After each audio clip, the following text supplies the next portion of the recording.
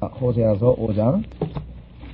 자, 호세아서 5장에는 지난 시간에 이어서요, 계속해서 이스라엘 민족에 대한 하나님의 책망이 이어지는데, 오늘날 전 세계 어디를 가도 다 마찬가지지만 제일 가장 타락한 집단은 두 집단입니다. 제일 깨끗해야 될 집단이라고 생각하는 종교 집단하고요, 그 다음에 정치 집단이 전 세계의 어느 국가를 가도 타락의 온상입니다. 제일 타락한 집단이 보면은 종교 집단하고 정치 집단인데, 오늘 그것을 하나님께서 여실히 지적을 하고 계십니다. 자, 오 제사장들아, 종교 집단이래. 너희는 이것을 들어라.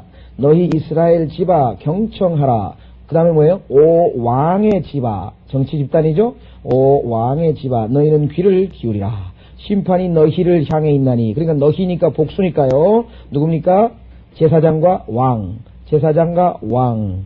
이는 너희가 미스파의 올무가 되었으며 타볼 위에 친 그물이 되었습니다. 올무나 그물은요, 사냥할 때 사용하는 거 아닙니까? 그러니까 백성들을 자기들이 선도해야 되고 잘 이끌고 잘 치리해야 될 그 백성들을 완전히 먹이로 삼아가지고, 이건 완전히 정말 예수 그리스도께서 마태복음 23장에서 너희들이 과부의 재산을 삼키는 자라고 말씀했던 그 내용입니다.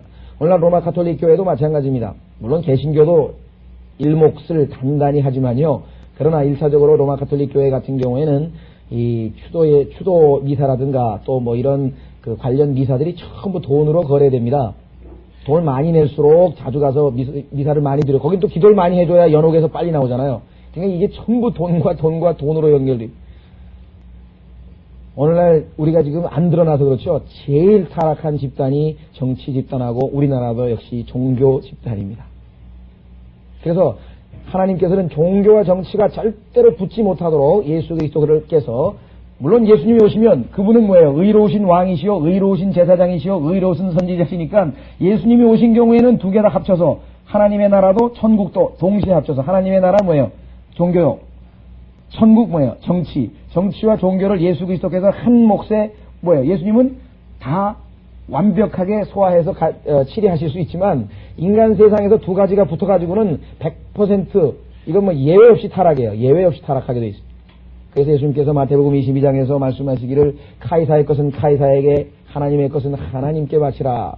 재정 분리의 원칙을 말씀하시는 거예요. 종교하고 정치하고는 붙을 수가 없습니다. 역사상 여러분들이 얼마나 많은 경우가 있습니까? 대한민국에서도 우리 역사상도 있어요. 중일연이가 일으킨 무슨 난리도 있고요. 그렇죠? 왜 중노릇 하면 되지 왜 정치에 끼어들어가지고 나라를 다 말아먹고 그러냐 이거. 신라 시대도 신라가 망한 거는 뭐예요? 신라의 불교 세력들이 타락해가지고 얼마나 많은 도덕적 타락과 그들의 저지른 비리가 많습니까? 하나님이 정하신 원칙을 벗어나면 예외가 없습니다. 하나님께서 정하신 원칙을 벗어나면 예외가 없어요. 우리가 생각할 때는 왜 하나님께서 일본같이 세계에서 가장 우상 숭배가 심한 나라가 인도하고 일본인데요. 그렇죠? 왜 두 나라가 하나는 지극히 못 살고 하나는 이렇게 잘 사는가? 여러분들 한번 생각해 보세요. 하나님께서 정하신 법칙은요, 물론 일본도 막판에 가서는 엄청난 심판을 받겠지만요, 현재로서는 일본 사람들은 뭐예요? 땀 흘려 일하는 세계에서 최고로 근면한 사람들이거든요.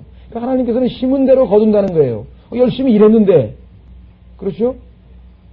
하나님께서 정하신 원칙에 부합되는 일을 하는 거예요, 일본 사람들은. 그러니까 경제적인 부는 누리는 거죠. 일시적으로는. 하나님께서는 물론 우상숭배에 대한 마지막 심판이 있으시겠지만요. 그러니까 우리가 성경에서 정한 그 원칙을 무시할 때에는 거기에 대한 합당한 대가를 치를 수밖에 없습니다.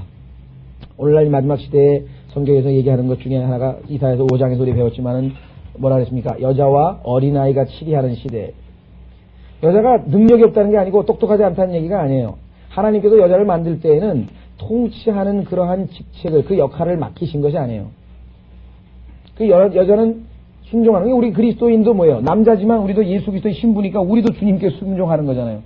이게 하나님이 정하신 질서를 우리가 존중하고 순종하자는 거지, 무슨 여자가 못났고 남자가 잘났다고 그런 얘기도 아니고요. 반대로 오늘날처럼 까딱 잘못했다가는 무슨 강 큰 남자 시리즈에 걸려가지고 그냥 거꾸로 당하는 그거하고는 아무 상관없습니다. 하나님은 하나님이 정하신 원칙에 따라서 모든 것을 집행하시기 때문에, 자, 그래서 여기 보면 재정일치, 종교와 정치를 일치시켜서 두 가지가 섞이면 100% 부패한다는 것. 대표적인 케이스가 여기 나와 있습니다. 오 제사장들아 너희는 이것을 들으라. 너희 이스라엘 집아 경청하라. 오 왕의 집아 너희는 귀를 기울이라. 심판이 너희를 향해 있나니 이는 너희가 미스파의 올무가 되었으며 탑을 위에 친 그물이 되었습니다. 여러분들 대표적인 사건이 성경에 어디 나오냐면요, 사울이라고 하는 사람이 있었습니다. 사울 왕이죠. 그런데 자기가 지금 전쟁에 나가야 되겠는데 제사장이 와가지고 하나님 앞에 제사를 드려야 될 거 아니에요. 소위 말하면 이제 하나님께 예물을 바치고 이 전쟁에 나가도 되는 겁니까? 승리입니까? 패배입니까? 하고 이제 하나님께 물어야 되는데 이 사무엘이 오질 않는 거예요. 그러니까 백성들은 막 아우성이고 난리가 나고, 그러니까 뭐예요? 하나님께서는 제사장이 할 일과 왕이 할 일이 다른데 자기가 재물 가져오라 그래가 왕인데 지가 재물을 받쳐버린 게 하나님 앞에 몰권 행위를 한 거죠. 그렇죠?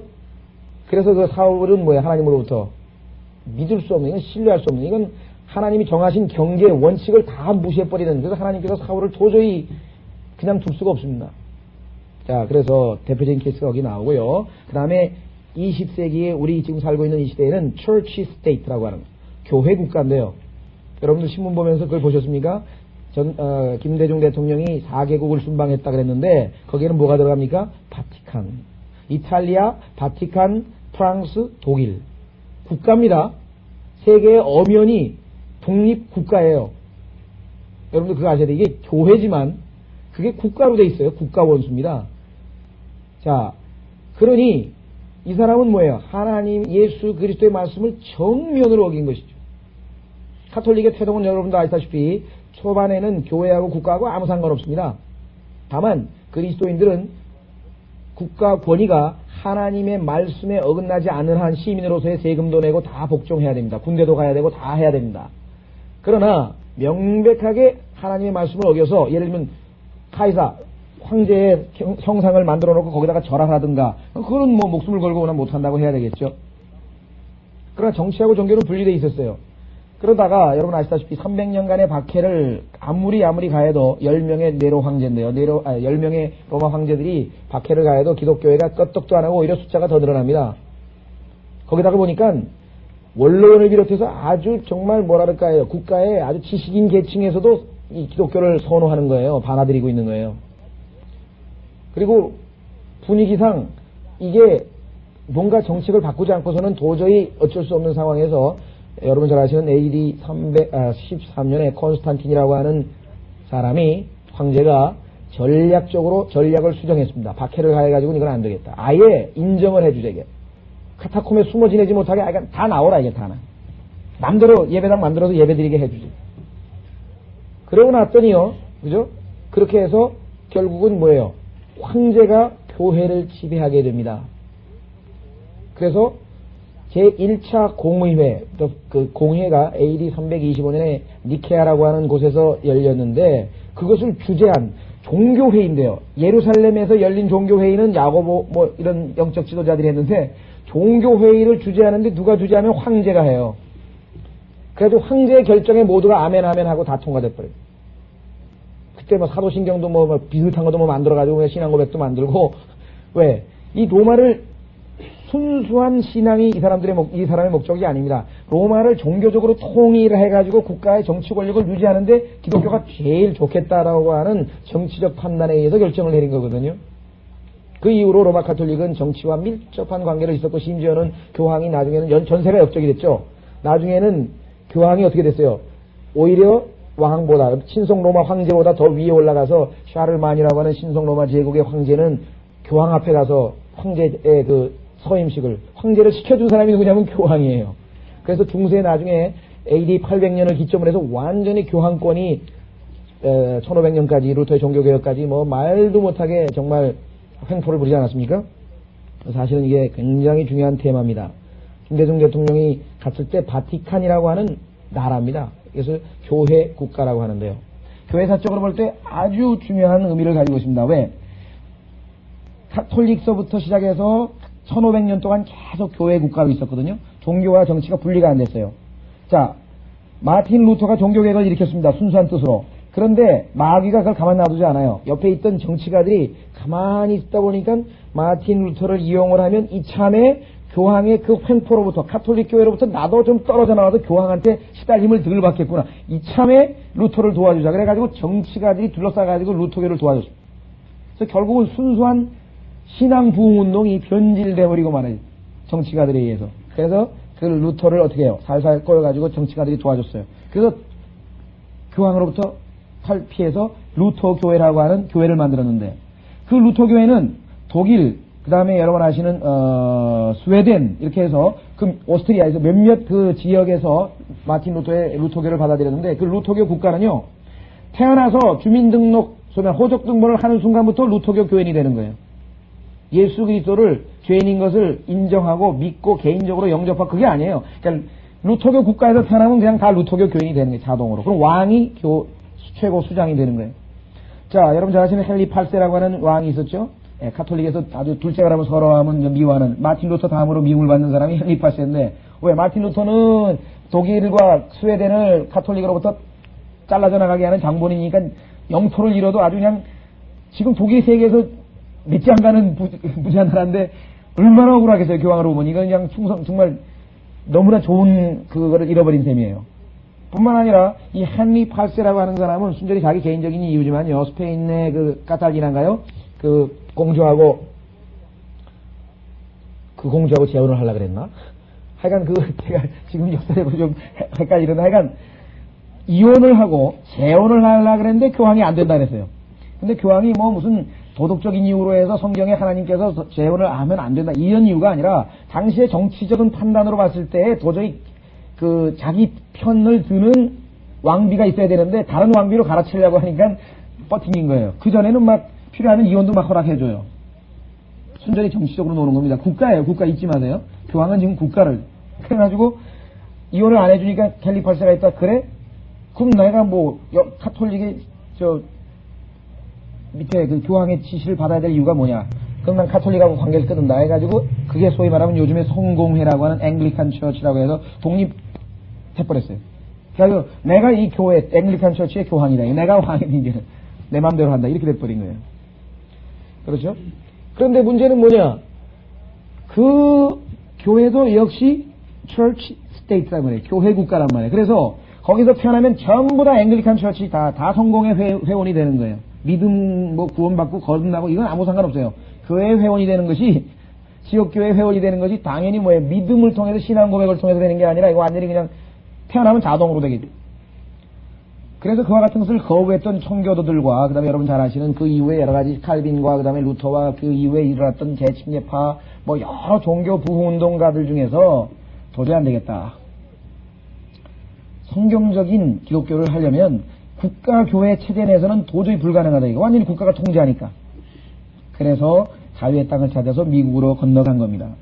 그러니까 미국이라고 하는 나라는 하나님의 뜻에 부합해서 세워진 유일한 국가예요. 뭐 종교에 관해서는 국가는 일체 뭐라고 얘기할 수가 없습니다. 미국의 헌법에는 종교에 관한 법은 국가가 만들 수 없도록 돼 있어요. 종교에는 자유예요. 그건 양심의 문제니까. 그래서 유일하게 세계에서 그 이후에 하나님께서 축복해 주신 이유는 그 원칙하에 세워졌는데, 그걸 또 가만두나요? 루터교가 가서는 버지니아주, 이거는 예를 들자면 버지니아주, 우리는 루터교, 그 다음에 펜실베니아주, 우리는 장로교, 그 다음에 메릴랜드주, 메리가 마리아니까 우리는 카톨릭 해가지고 또 주가 완전히 그 주위에서는 정말 카톨릭만 믿게 이런 식으로 또 교회 국가를 만드는 거예요. 그런데 유독 침례교인들만은 뭐예요?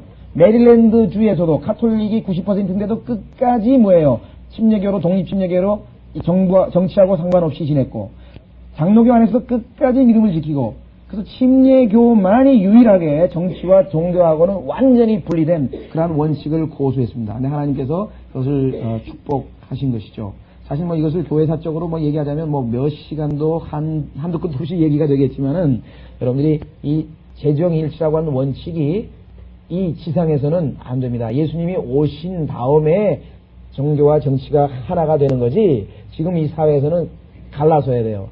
그런데 무슨 조찬기도회를 한다고 해요. 국회 조찬기도회를 하는데 왜 중하고 신부하고 목사하고 다 같이 모여 앉아가지고 밥 먹고 앉았어요? 거기다 또 총리도 앉아있고 국회의원들도 앉아있고 안 믿는 사람도 앉아있고 무신론자도 앉아있고, 이게 대단히 죄송한 얘기지만 이게 잡탕도 그런 잡탕이 없는 거예요, 이게. 그러니까 참으로 하나님께서 개탄스러워 하시는데, 여기가 바로 그 이스라엘이 보니까 완전 잡탕이 돼버린 거예요, 그냥. 거기다가 제일 타락한 사람들이 이 두 사람 그룹이에요. 제일 영적으로 본을 보이라고 왕하고 지금 제사장을 세워놨더니 제일 타락해. 자, 여러분들 뭐 역사적으로 보면 십자군 운동도 그렇죠. 링컨 케네디 암살한 게 카톨릭이 암살했죠. 그 다음에 샤를마니가 앵글로색슨족 해가지고 교황을 도왔죠. 정치와 정치와 종교 세력의 결탁은 역사상 무수한 예가 있습니다. 러시아 종교도 마찬가지입니다. 정치와 결탁해서 러시아 혁명이 일어났고요. 프랑스 혁명도 마찬가지고요. 히틀러도 마찬가지. 그래서 뭐 히틀러를 조금 도왔다는 얘기는 안 하고 유대인들이 2차 세계대전 때 고생했는데 한마디도 안 해서 뭐 무슨 사과를 한다고 교황이 그러는데요. 히틀러를 적극적으로 도와줬습니다. 베트남 전쟁도 마찬가지고요. 그래서 성경에 보면은 계시록에 바빌론 음녀가 온 지상의 모든 사람들을 죽인 살인범으로 성경에서 규정하고 있는 이유가 정치와 종교가 하나가 빌붙은 그 체제가 바로 바빌론 체제거든요. 이게 성경 전체를 꿰뚫고 있는 기본 원칙입니다. 이게 좀 중요한 얘기여서 얘기가 길어졌는데요. 자, 어쨌거나 이들이 한 짓은 뭐냐? 올무와 덫입니다. 보세요. 이건 뭐 세금 뜯어먹고 말이에요. 가난한 사람들 기도 많이 해주면 연옥에서 빼준다 그래가지고 돈 뜯어먹고 맨 그 얘기만 하는 거예요. 자, 그래서 우리는 예레미야서 5장으로 가보면 거기에 동일한 내용이 나옵니다. 예레미야서 5장. 우리는 뭐 침례교라고 하는 그런 교단을 무슨 그런 것을 자랑하려고 하는 게 아니라 역사상 유일하게 그 원칙을 고수한 그러한 교회들이 이 독립 침례교회입니다. 남침례교단은 나중에 교단 만들어가지고 또 하나님 뜻을 어겼죠. 하나님께서 눈치지 어소시에이트 하지 말라 그랬는데 또 만들어가지고 독립 안 하고 교단 만들어버렸죠. 자, 예레미야서 5장 26절에서 29절을 보시면요. 이들이 백성들에게 영적으로 잘 인도해야 되는데 그렇게 안 하고 얼마나 참 요즘 똑같잖아요. 지난번에 우리 이사에서 공부하신 거 기억나세요? 사람들이 뭘 좋아한다 그랬어요? give ye, 그죠? give ye, 너희는 주라. 뇌물 달라, 너희는 주라. 교회도 맨날 내라, 이게 바치라, 이게 바치라, 이게 국가도 세금을 바치라, 이게 바치라, 이게 전부 내라는 것만 좋아한다고 하나님께서 말씀하셨는데, 자, 예레미야서 5장 25절.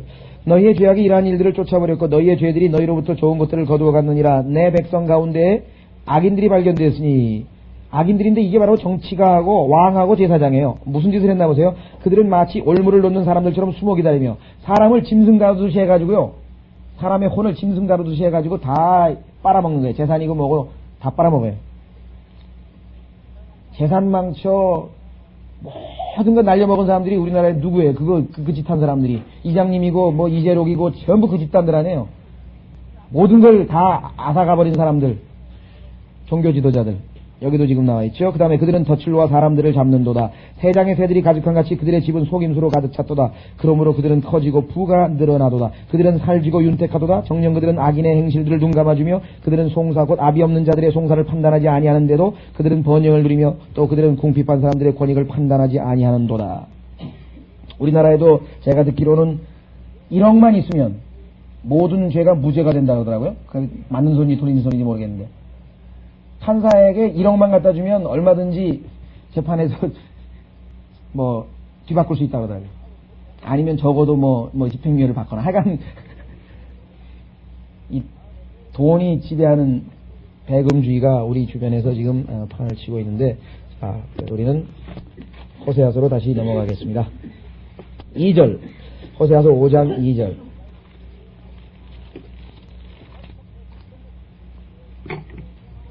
내가 그들 모두를 책망하는 자가 되었음에도 불구하고 하나님께서 얼마나 책망을 하고 했는데도 불구하고 반역자들이 도살하는데 깊이 빠졌더라. 반역자들이 이 왕하고 누굽니까? 제사장하고 하나님을 반역하는 자들이에요. 하나님을 반역하는 자들. 또 하나님이 세우신 하나님께서 예를 들면 자 너무너무 이스라엘이 죄를 져서 또 유다가 죄를 져서 하나님께서 바벨론으로 보내버리셨습니다. 그죠? 바벨론으로 보냈는데 예레미야는 그거를 선포했어요. 하나님께서 너희들 한 70년 동안 가서 저 바벨론 가가지고 소위 말하면 회개하고 하나님께서 심판하는데 징계를 받고, 그죠? 징계를 받고 70년 후에 하나님께 다시 돌아오시게 할 테니까 가라 이게. 그게 뜻이다 이게. 그러니까 심판을 받는 게 하나님 뜻이에요.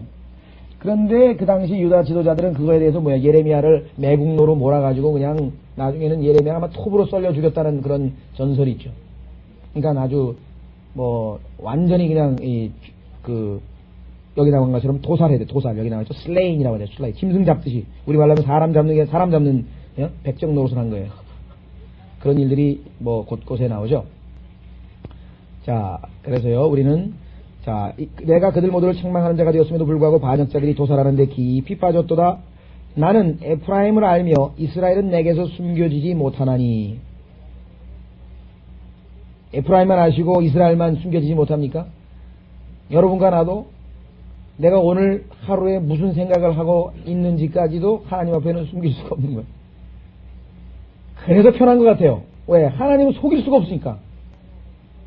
그냥 있는 대로 가서 찬송과 말 맞다나 내 모습 이대로 죄를 졌으면 죄진 모습으로 더러운 모습으로 가서 하나님 앞에 자비를 구하고 용서를 구하고 피로 보혈로 씻음을 받으면 되는 거지 뭘 어디 숨길 수도 없고요. 괜찮아요?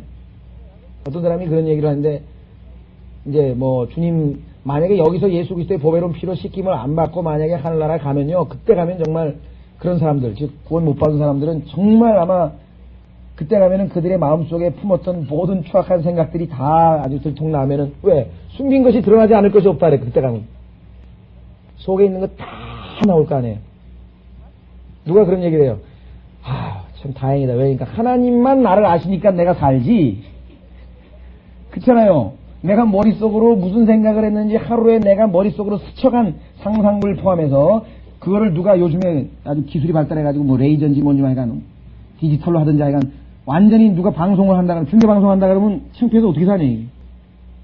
머릿속으로 어떨 때는 뭐 더러운 생각도 지나가죠. 누구 미워한 생각도 지나가죠. 그 다음에 뭐 그냥 말도 안 되는 베레벨 생각이 다 지나가는데 그렇잖아요. 그건 다 중계방송 해갖고는 어떻게 살겠어요? 하나님만 아시니까 하나님 앞에 가서 우리가 다행이죠. 다행히. 하나님께서 이스라엘이 주께서 보시긴 뭘 보시냐고 아주 하나님이 안 보시는 척하고 지멋대로 죄 짓는 것에 대해서 하나님께서 뭐라고 얘기하냐면 나는 에프라임을 알며 이스라엘은 내게도 숨겨지지 못하나니. 여러분들 출애굽기에 보면요 우리 사람의 인간의 모습을 여실히 보여주는 장면이 하나 나옵니다. 한번 출애굽기 보십시오.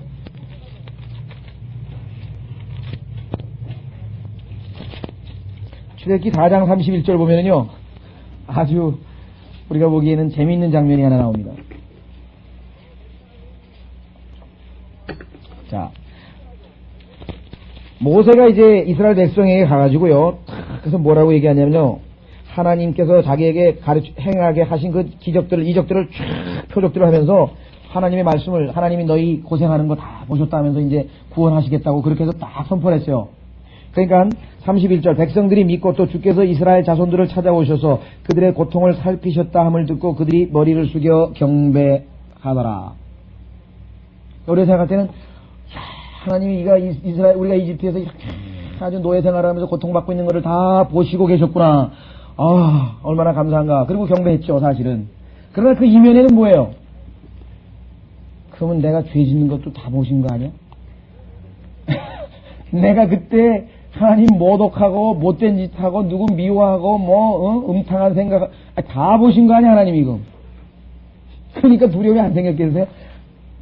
그죠? 내가 잘할 때만 또는 고난이 있을 때만 하나님이 날 보고 계신 게 아니라 하나님한테 반역하고 있을 때 불평하고 있을 때 못된 생각하고 있을 때 다 보고 계신다는 거예요. 우리가 이것을 의식하고 있다면 정말 우리가 우리의 언행이나 모든 행실이 신중해야 된다는 거예요. 하나님께서 보고 계신데 다른 사람은 뭐라 그럴지 모르지만 하나님의 기준에 의해서 판단해 볼 때 우리가 과연 어떤 평가를 받을 것이냐. 여기 지금 호세아서 5장 3절에 그렇게 나와 있습니다. 숨길 수가 없다. 그래서 뭐예요? 하나님께서 오 에프라임아 이제 너는 행음하고 이스라엘은 더럽혀 너희가 아무리 나에게 제사를 하루에 2번 지내고 3번 지내고 뭐 계속 그냥 차려놓는 빵을 물려내고 형식적으로는 다 한다 이게. 형식적으로 뭐 주일날 교회 오고 그 다음에 수요일날 오고 또 토요일날도 오고 뭐 전도회도 있고 뭐도 하고 기도원도 가고 다 한다 형식적으로. 문제는 마음을 하나님께서 보시기 때문에 하나님께서는 그런 형식적인 종교 행위에 대해서 지난번에 말씀드린 것처럼 이사야에서 하나님이 아주 그냥 아주 뭐랄까 계시록 3장에서 얘기한 것처럼 토해내치겠다 했대. 내가 아주 입에서 널 토해내치. 그죠? 토해내치겠다. 자, 여기서도 지금 하나님께서는 평가가 행음하고 이스라엘은 더럽혀졌도다. 이렇게 얘기를 했습니다. 자, 에프라임이라고 하는 종족은요, 이스라엘 10지파, 북왕국 이스라엘 12지파 중에서 북왕국이 10지파고 남왕국이 유다와 베냐민이라고 하는 2지파인데 그 10지파에서 소위 말하면 제일 대표적인 지파입니다. 리딩 트라이브예요. 소위 말하면. 그래서 대변, 자, 우리도 그렇죠. 선생님이 들어왔는데 보니까 청소도 엉망이고 그냥 반이 개판이에요. 그럴 때는 어때요? 때로는 야 반장 나와! 반장 딱 불러가지고 때려봤자 하면 때리죠. 하나님께서 이 에프라임을 지적한 것인 일종의 그런 겁니다. 대표성을 가진 이스라엘 10지파가 다 그랬으나 그 중에서 하나님께서 네가 그래도 그렇죠. 예.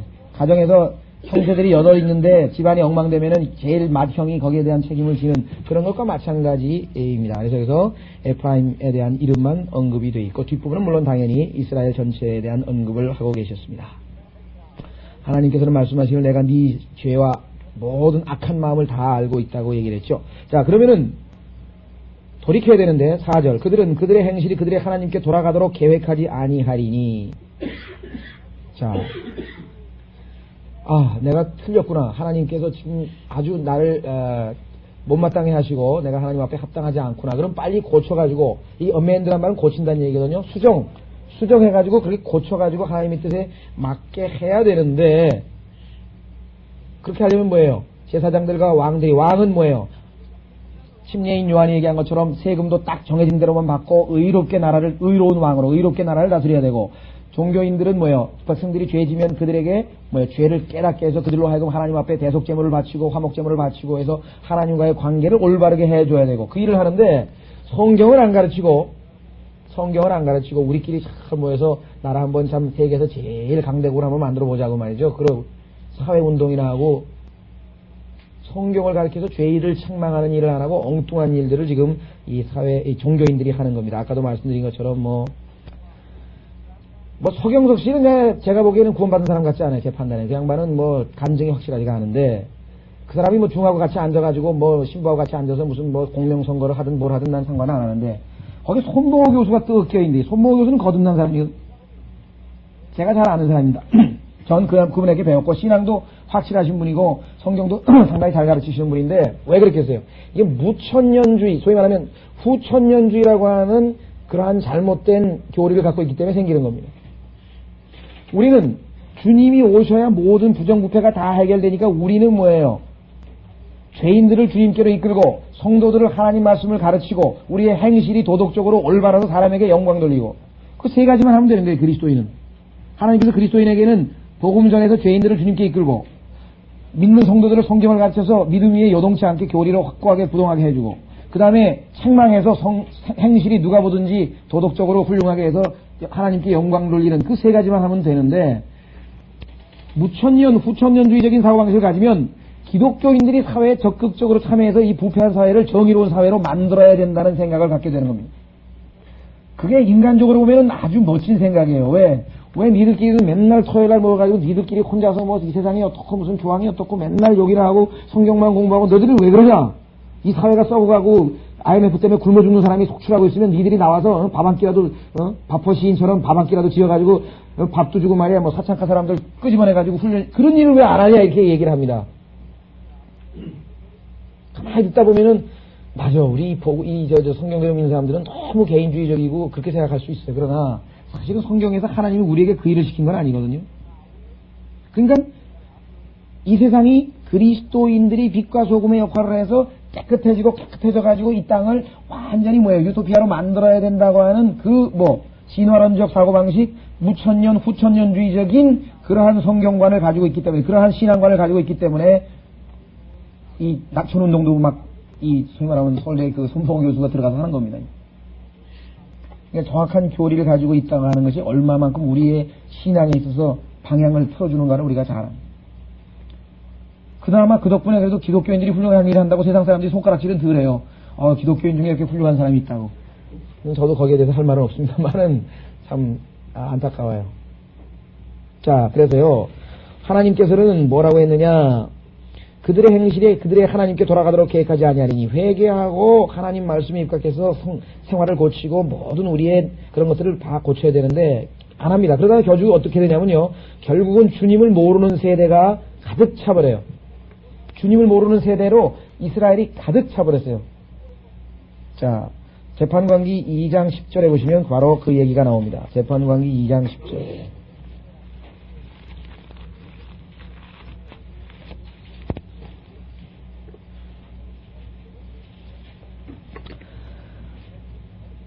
여호수아가 살아있을 때까지만 해도 정말 사람들이 주님을 찾고 주님 중심적으로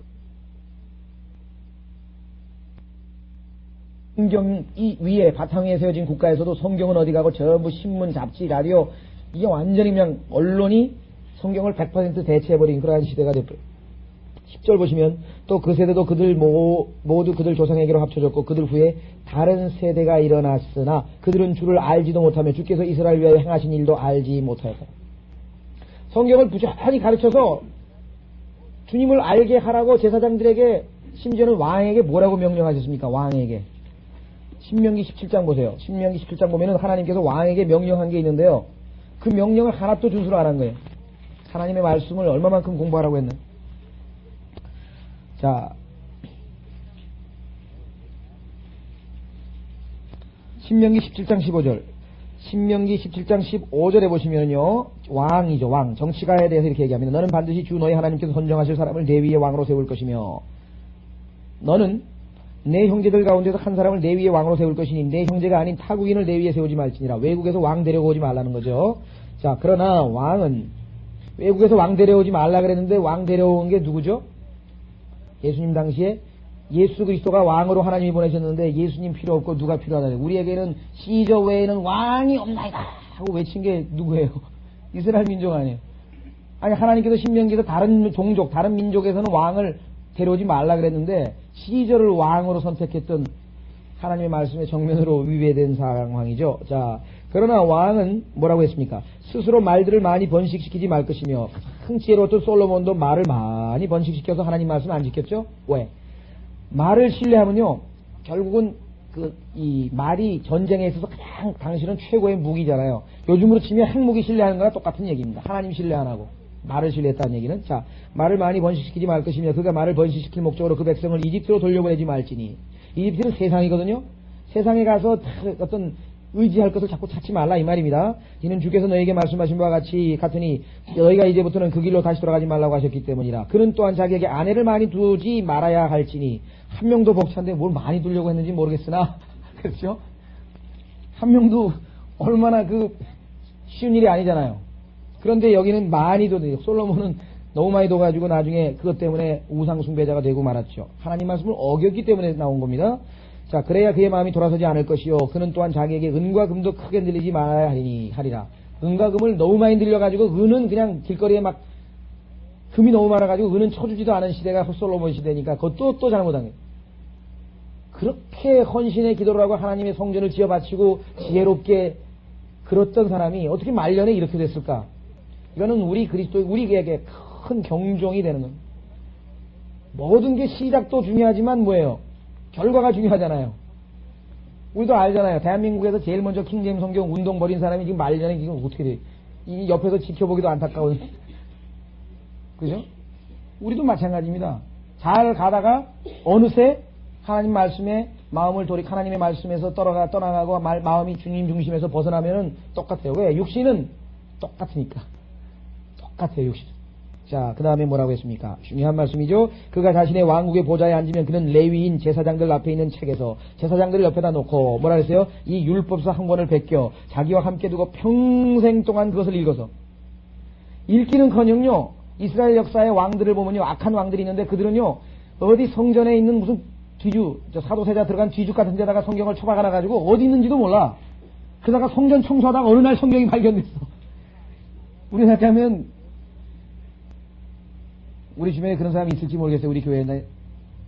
일주일 내내 성경을 어디다 놔둬가지고 주일날 오는데 성경이 없어. 가만히 있어. 내 성경 어디 있어? 아침에. 이거 웃을 일이 아닙니다. 지금 우리 교회도 있을 거예요. 성경을 얼마나 가까이 하는데 주일날 교회로 올라오는데 성경이 없는 거 어디로 갔냐. 나하고 보니까 차 뒤 트렁크에 들어가 있는 거예요. 주일날 가면서 차 뒤 트렁크에다 집어넣고 트렁크 한 번 안 열어본 거예요. 이 우스갯소리 같지만요.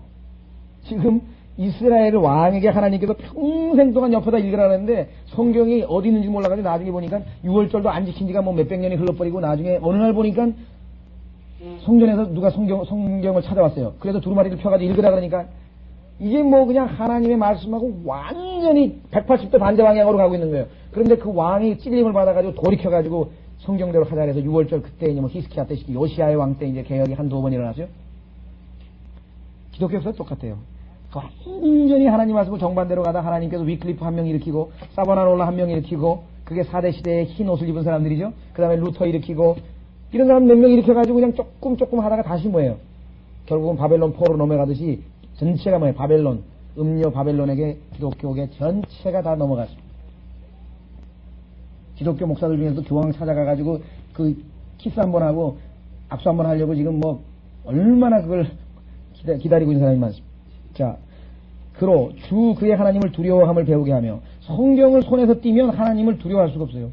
성경을 읽으면 하나님이 두려워져. 왜? 아까도 봤잖아요. 벌써 다 아시는구나. 내가 어저께 성질냈는데 다 아시는구나. 그것도 다 보신 거죠. 하나님 앞에 가면 그냥 일단 모든 것을 다 내려놓고 있는 그대로 그 모습 있는 모습 그대로 자백할 건 자백하고 씻을 건 씻고 하나님 다 받아주신다. 예수님을 통해서 가면 다 받아주신다. 자, 이 율법의 모든 말씀들과 이러한 규례들을 지켜 그것들을 행하게 할지니라. 안 지켰다. 하나도 안 지켰다. 자, 다시 오세아서 5장으로 오겠습니다.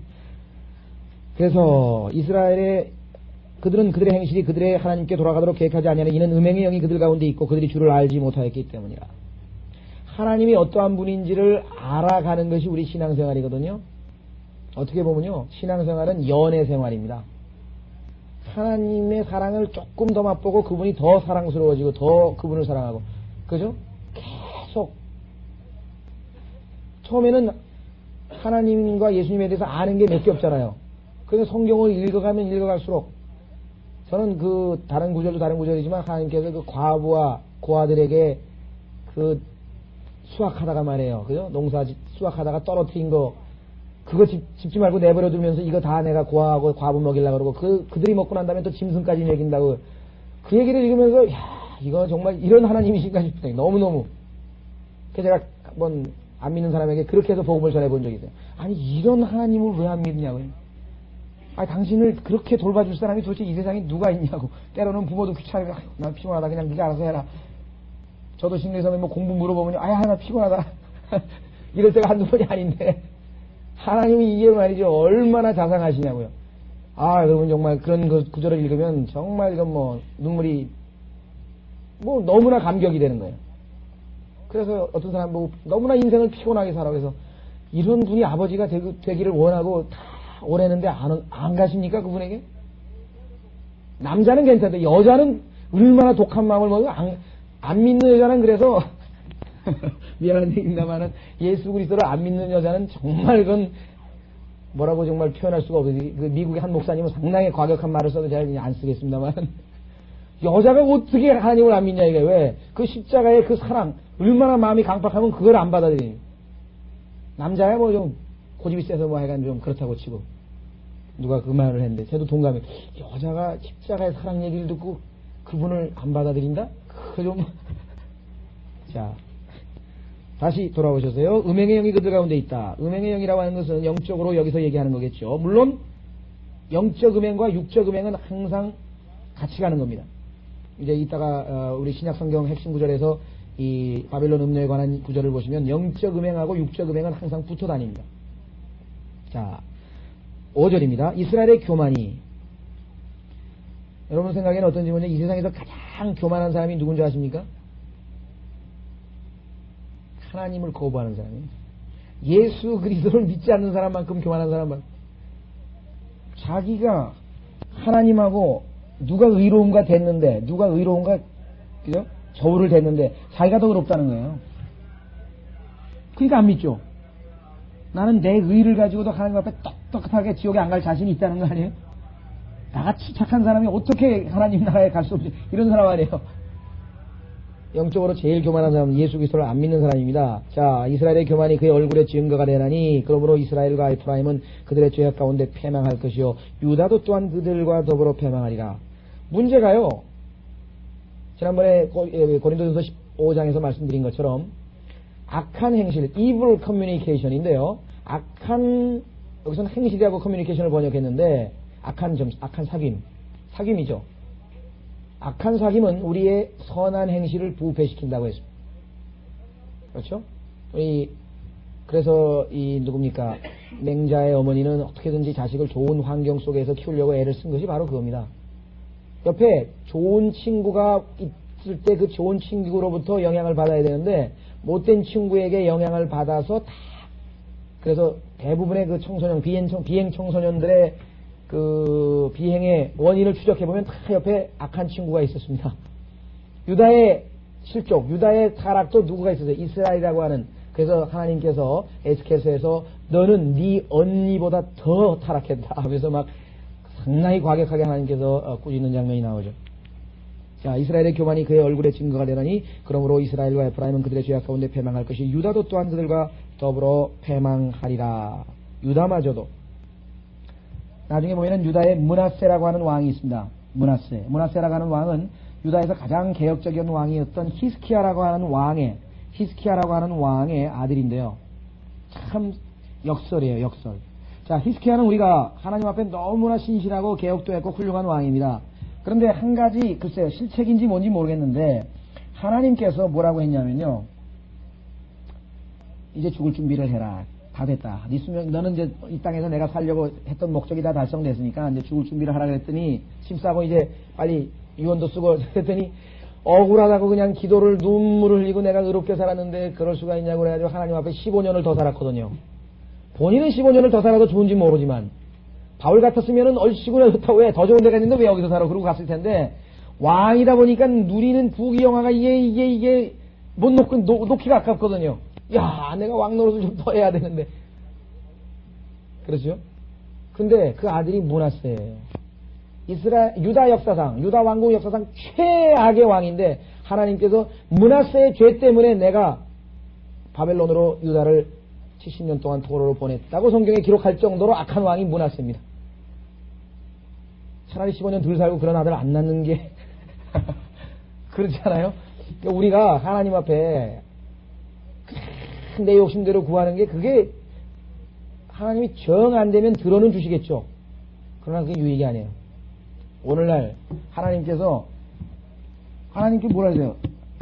말씀은 하나님의 영감으로 주어진 성경이죠. 모든 성경은 하나님의 영감으로 주어진 것으로 그 다음에 뭐예요? 우리에게 교리와 책망과 바르게 함과 의로 근육하게 유익하니 하면서 하나님의 사람으로 뭐예요? 완전하게 하고 모든 선한 일에 철저히 구비되게 하려 합니다. 그 말씀 위에 뭘 또 달라 그러냐고요. 그냥 방언을 달라고 그냥 가가지고 거듭난 하나님 자녀가 그냥 가가지고 일주일 금식 기도를 하면 하나님이 뭐예요? 정 원하면 줄게. 그럼 어떻게 되겠어요? 그 다음부터 한참 빗나가는 거예요. 안 된다고. 너에게 유익이 안 된다고. 넌 완전하고 모든 것을 선한 일에 철저히 분별하고 하나님의 말씀을 너한테 줬는데 뭘 또 그걸 달라 그러고. 그걸 읽어보면 그게 너한테 해당도 안 되는데 그거 왜 달라 그러냐. 그래도 달라는 거야. 한번 맛보고 싶다는 거야. 나도. 그게 줘버렸어요. 저는 그래서 거듭난 그리스도인들에게 방언하는 사람들은 전부 다 하나님의 기도 응답을 히스키야처럼 받았다고 생각을 합니다. 차라리 주님 주님이 그럼 부르십니까? 그럼 내가 곧 가겠습니다. 그러고 가는 게 낫지. 15년 더 살아가지고서는 그냥 문화세 하면은 골치 아픈 일입니다. 그만큼 우리가 자기 중심적으로 살 수밖에 없죠. 주님 중심으로. 그리스도인도 마찬가지예요. 그죠? 바울처럼 그렇게 난 빨리 갔으면 좋겠다. 물론 그것도 좋고요. 그 다음에 위에 있는 것에 대해서 위에 있는 것을 생각하시니까 아래에 있는 거는 별 마음이 끌리지 아니하면 주님이 오라 그러실 때 미련 없이 떠날 텐데, 바울처럼. 그죠? 디모데후서 4장처럼.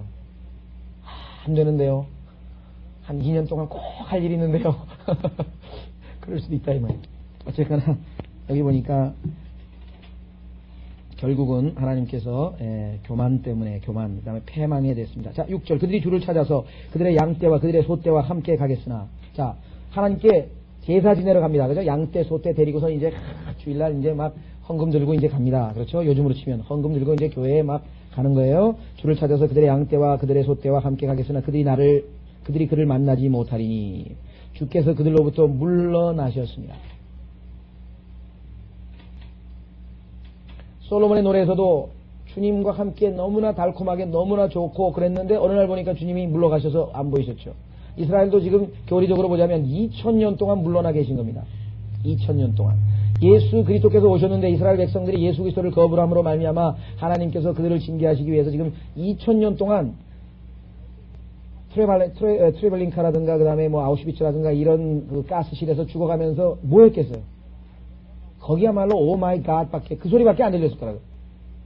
이 코미디 하는 사람들이 그게 얼마나 심각한 절규인지를 몰라서 지금 무슨 장난질을 하면서 막 오 마이 갓을 쓰지만요. 이 지금 유대인들이 가스실에서 그 순간의 고통을 오 마이 갓밖에 더 나왔겠어요? 하나님이 응답이 안 해요. 왜? 잠언 1장에 뭐라 그랬어요? 하나님께서 내가 부르고 애타게 부르고 또 부르는데 네가 안 들었지 않냐 이게.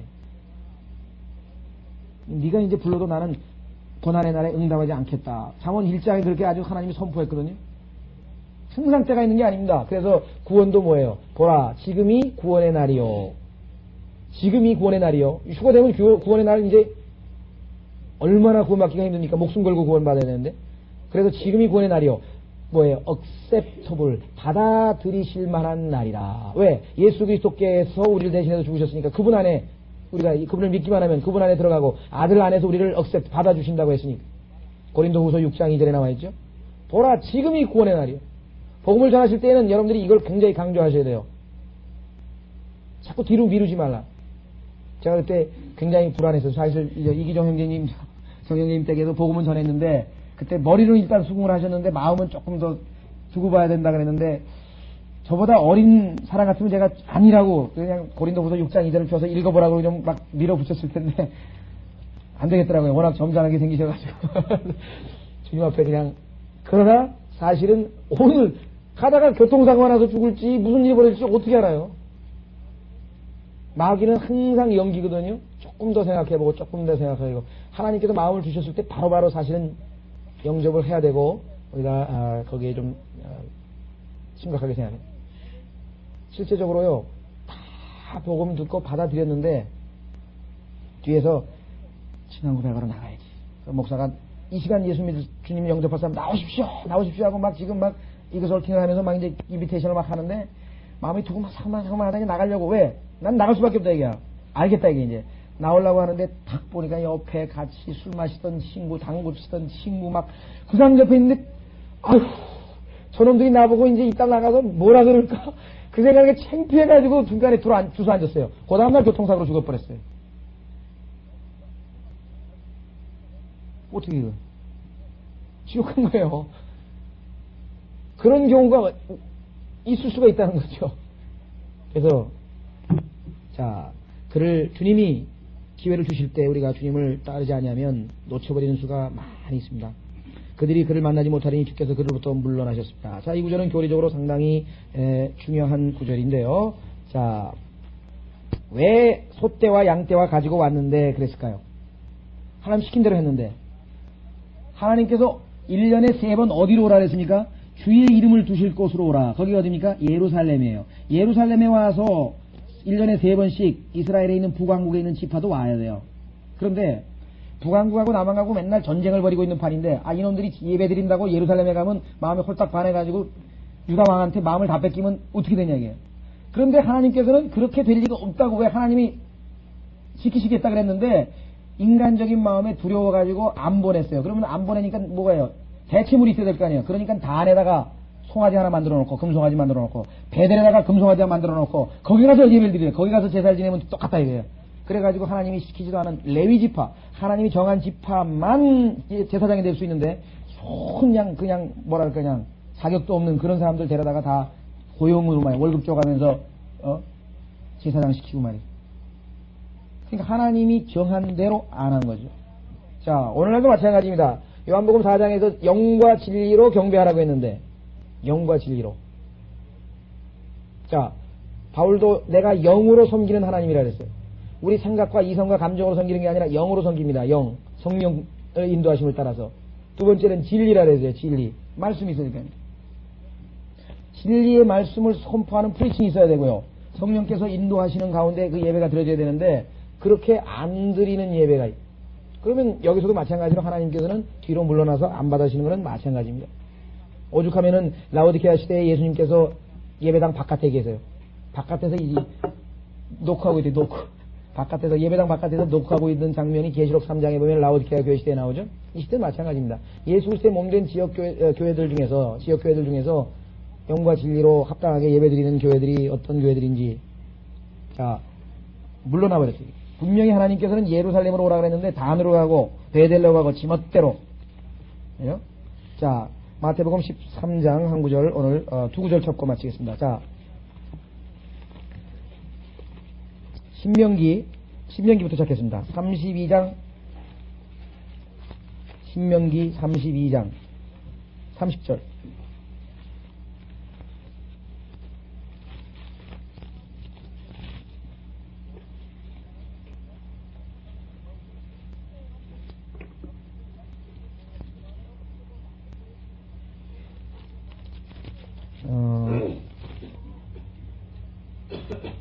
네, 31장으로 보겠습니다. 31장 17절이 더 정확한 것 같군요. 31장 17절. 자, 31장 17절에 보니까 이렇게 되어 있습니다. 그러나 그랬죠? 16절부터 보면 좋겠네요. 주께서 모세에게 말씀하시길 보라 내가 내 조상들과 함께 자려니와 이 백성은 그들이 가서 그들 가운데 거할 그 땅에 이방신들을 쫓아 음란한 짓을 하러 가리니 나를 버리고 내가 그들과 맺었던 내 언약을 어길 것이니라. 그러면 그날에 하나님께서는 미리 다 알고 계셔서 이스라엘이 이런 짓을 할 것을 그들에 대한 내 분노가 일어나리니 내가 그들을 버릴 것이며 그들에게서 내 얼굴을 감출 것이요. 자, 하이드란 말 썼죠. 그들은 삼킴을 당하고 많은 재앙과 고난이 그들에게 미칠 것이며 삼킴, 재앙, 고난, 이스라엘 역사 2000년 교회사에도 마찬가지. 우리의 하나님이 우리 가운데 거하지 않으시기에 이러한 재앙이 우리에게 임한 것이 아니냐 하리라. 하나님이 안 계시니까 이런 거 아니냐 하리라. 18절 그들이 다른 신들에게로 돌이켜 행할 그 모든 악행들로 인하여 내가 그날에 반드시 내 얼굴을 감추리라. 마태복음 한 구절 찾습니다. 같은 구절입니다. 13장 44절.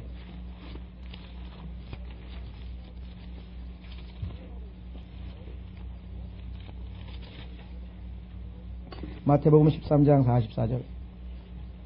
자, 또 천국은 밭에 숨겨진 보물과 같으니. 자, 밭은 세상이고요. 보물은 이스라엘입니다. 이스라엘을 하나님께서 보물이라.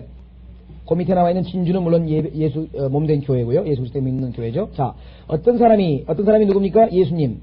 그것을 찾으면 자, 다시 숨겨두고 이 번역을 다시 숨고를 고치라고 했습니다. 그때 왜? hide라고 하는 단어에 it라고 하는 목적어가 없습니다. 자동사예요. 그 보물을 밭에 숨겨진 것을 뭐하러 또 숨겨요? 숨겨진 걸 봤으면은 거기 있구나 그거 알았으니까 자신이 나중에 살아오려고. 왜? 이스라엘이 예수님을 거부했고 타락해서 시저라고 하는 왕을 택했으니까 하나님께서 물러나서 숨어버리셔서 2000년 있다가 나중에 찾아오시죠? 그러니까 다시 예수님은 셋째 하늘로 가서 숨어버리신 거죠. 이스라엘로부터 숨어버리신 거죠. 따라서 이게 숨겨두고가 아니라 숨었다가 그 기쁨으로 가서 자기의 모든 소유를 팔아 그 밭을 사느니라. 그래서 나중에 예수 그리스도께서 이스라엘과 세상, 천국에 나중에 천년왕국 때는 이 지상을 다 예수님께서 소유하시고 직접 통치하실 거라는 말이죠. 자, 그래서 지금 현재 이스라엘이 겪고 있는 그 일시적인 장님, 로마서에 보면 이스라엘이 일시적으로 지금 눈이 멀어서 메시아를 거부하고 계속해서 하나님을 거부하고 있는 상황을 말씀하고 있습니다. 자, 그래서 오늘은 호세아서 6절입니다. 5장 6절까지. 호세아서 5장 6절까지 쉬었다가 우리 신약 성경 공부하겠습니다.